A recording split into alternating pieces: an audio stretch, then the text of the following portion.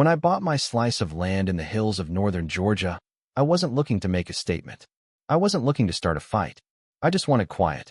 6 acres of peace, a house I rebuilt myself, and bees, lots of bees. I run a small-scale landscape reclamation business, and this property was more than just home. It was therapy. I had no neighbors, no noise, no rules but my own. And most importantly, I wasn't part of any homeowners association. That was the whole point. But peace doesn't last long when people with clipboards start sniffing around. I should have seen it coming the day they paved that new road half a mile west. The fancy signs went up, model homes with swing sets no kids used, brochures full of promises. Crescent Ridge Estates, they called it. A planned community with manicured lawns, solar lighting, and a monthly brunch under the developer's pavilion. I figured, fine, let them have their little empire over there. I stayed on my side, they stayed on theirs. First it was the sound grinding gears, air brakes at 6 in the morning, and the thunk thunk thunk of nail guns echoing off the trees. I told myself it was temporary, just development noise. But one afternoon, walking the back tree line near the old hickory grove, I saw a pile of busted drywall, cracked cement, and shredded pallet wrap dumped right under my fence. I stared at it for a good while, trying to convince myself it was a mistake. But when I found a second pile 30 yards down, this time with fast food wrappers and a rusted saw blade, I knew someone was using my land like their own private landfill. Now, I didn't lose my temper. That's not my way. I took photos, logged coordinates, checked my trail cams, put up new no trespassing signs in laminated plastic with bold yellow letters. Then I called the number listed on the construction permit posted at the subdivision, left a polite voicemail for someone named Dave.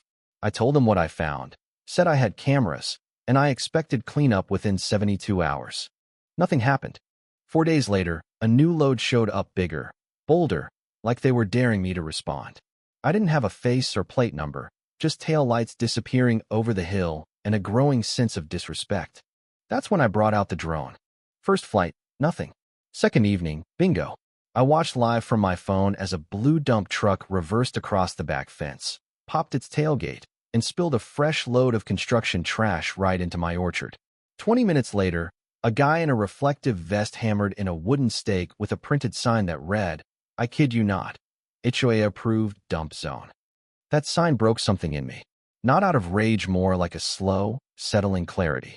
They thought I was passive because I didn't yell. Mistook silence for surrender. Big mistake. That night, I started what I called Operation Courtesy Return. I wasn't going to shout across a fence. I wasn't going to waste time with empty threats. I was going to do what I do best, move earth. I loaded up the rest of the garbage, every scrap of Itonto 2 dump trucks my company kept retired for backup use. Legal, licensed, insured. Nothing flashy, just heavy-duty steel and reliability. I drove them myself, wearing gloves and a respirator, clipboard in hand to make it look official. I backed those trucks slowly into the Crescent Ridge common lot just after midnight. Not trespassing, just parking. Their welcome pavilion was pristine, lit up like a wedding tent. I reversed in, lowered the bed, and placed the garbage back exactly where it didn't belong, layer by layer, like returning a gift. At the top of the pile, I zip-tied a laminated sign, courtesy return of unlawfully deposited material. Next delivery will include legal documents. I made sure their security camera got a clean shot of my face, calm, forward, no mask. Then I drove home. Next morning, I didn't hear from anyone. But by noon, I could hear the yelling across the ridge. Voices raised, clipboards flapping, a frenzy of HOA board members in loafers and polo shirts circling the trash mountain like it was a crime scene. Still, no one called me. Then came the retaliation. A manila envelope in my mailbox, no stamp. Just a typed letter from the Crescent Ridge HOA accusing me of unauthorized dumping and demanding $50,000 in damages for community disruption. I laughed so hard I had to sit down. They had no idea who they were dealing with. See, I've dealt with land disputes before, worked federal contracts for reclamation zones, dealt with more paperwork than most people read in a lifetime. I called my attorney, a quiet pit bull named Sheila.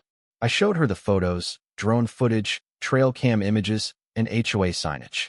Her exact words were, let's bury them. She filed a $200,000 counterclaim for land damage, trespassing, and defamation. I brought in a soil expert who found chemical runoff from sealants I never used. My irrigation system was backed up with gravel and cement. One of my bee colonies had collapsed from exposure to volatile adhesives. I had receipts, damage logs, photos. We didn't bluff. We filed. That's when it got weird. Two guys in khakis and polos showed up near my Tree Lenino Company logos, no ID. I confronted them. They said they were surveyors assessing future infrastructure. I asked who hired them. One mumbled the HOA committee. I reminded them this was private land under active surveillance, and that all footage was being uploaded in real time to the cloud. They left in a hurry.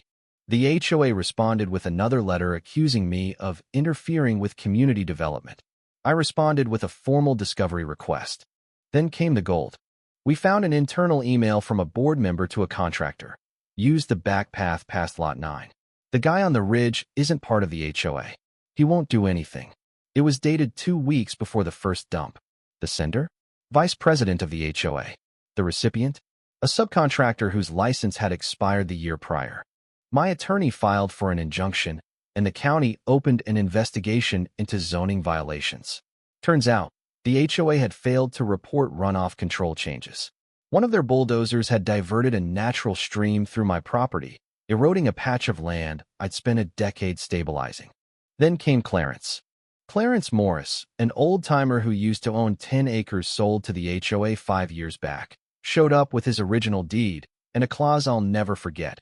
No development shall occur within 30 feet of the southern stream. He'd seen my story in the local paper and wanted to help. We compared maps. Turns out, one of the model homes Lot 14 had its rear deck sitting 6 feet onto my land.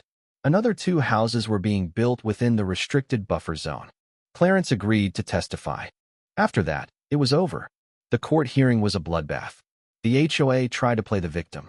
Karen Jennings, their president, claimed emotional distress, saying I'd waged a campaign of intimidation. The judge wasn't buying it. We presented drone footage, email chains, soil reports, Clarence's maps, bee colony data, and a surveyor's live GPS scans of the encroachment. Karen tried to speak out of turn. The judge shut her down. Her own board member had flipped, handed over dozens of damning emails, including one where Karen said, "He's not one of us. We'll clean it up if he complains." The ruling? Full remediation. $300,000 in damages. Construction on 3 lots halted indefinitely. The illegal deck ordered removed.